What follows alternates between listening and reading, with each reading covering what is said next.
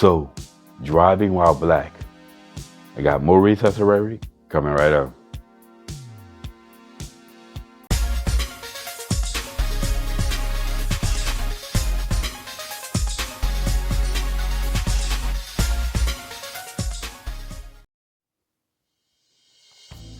What's up, y'all? Welcome back to Common Sense, Logic, and Reason. And as always, I want to say thank y'all for joining me today. So, I have more research already for y'all. Now, driving while black is an example of fictitious notion. Again, a bunch of nonsense that black folks believe that's just simply not true, but they want to believe. They've been brainwashed and indoctrinated into believing it nonetheless. But this is common rhetoric that black folks in America, a lot of these pro-black victims cry about. This idea or this belief that black drivers are treated differently just for being black in America. You know, they say such things as, a black driver is more likely to be, pulled over by cops, more likely to be killed during a traffic stop by cops, right? More likely to be profiled while driving, more likely to have their license plate searched. Now how they figure out the last two is beyond me, because, they always theorize and making up stuff, but it's a whole bunch of nonsense that's just in their mind. Anyway, if you notice that they'll always use the same specific cases for the black folks that just keep dragging out the same cases to try to make their argument, right? They'll talk about Philando Castile. He was pulled over because of a broken tail light, which is a legitimate traffic stop. And also the police reportedly said that he fit the description of a robbery suspect. Now, I always say that there are basically two main ways that a person usually will lose their life out here in the streets. Number one, you out here living that life. Or number two, you hanging around and you keep hanging around people who are out here living their life, because the residual effect of them living their life will come back on you. So in this case, I would say people should be more concerned about the robbery suspect, the person who actually robbed, that put this in that cop's mind, than the cop himself. Regardless, Philando Castile was not following orders, and the police officer shot him. It told him do not reach for anything. And according to the police, he was claiming that he was reaching for something, and the police told him to stop, and he didn't.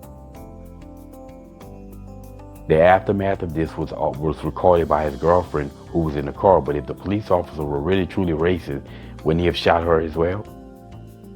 And then there's Dante Wright. Dante Wright was the idiot in Minneapolis that was pulled over because he had expired tabs. He wasn't listening to the police. He was resisting, and there was a female who thought she pulled out a taser and shot him while he was fighting with one of the officers. He got back in the car and drove off. He drove a few blocks down the street, which he ran into another vehicle or something else after he was shot. But he was being an idiot.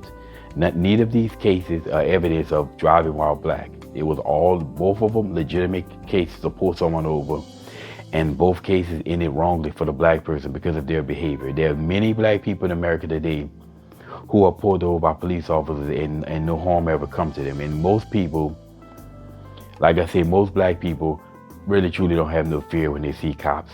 I don't have any fear to see cops because I'm legal.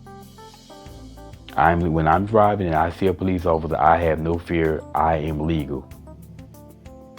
Now, every time I hear people say stuff like this, I always like to refer back to the story that Larry Elder gave when he did a ride along with the police officers.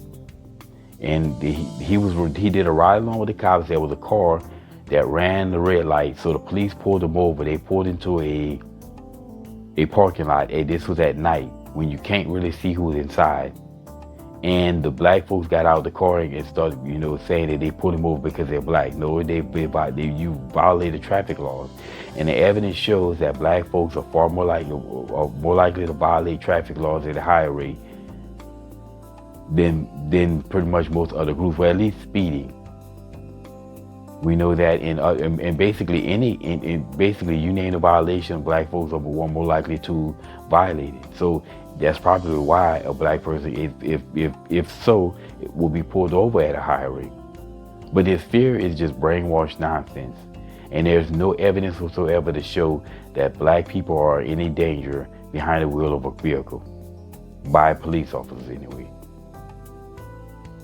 So again, it's all nonsense. It goes right along with the rest of the brainwashing of black folks to being victims in America. Anyway, y'all, if you ever hear any of these race hustlers, these pro-blacks, these black victims crying about, driving while black, well, now you know, and knowing it's half the battle. And as always, y'all, until next time.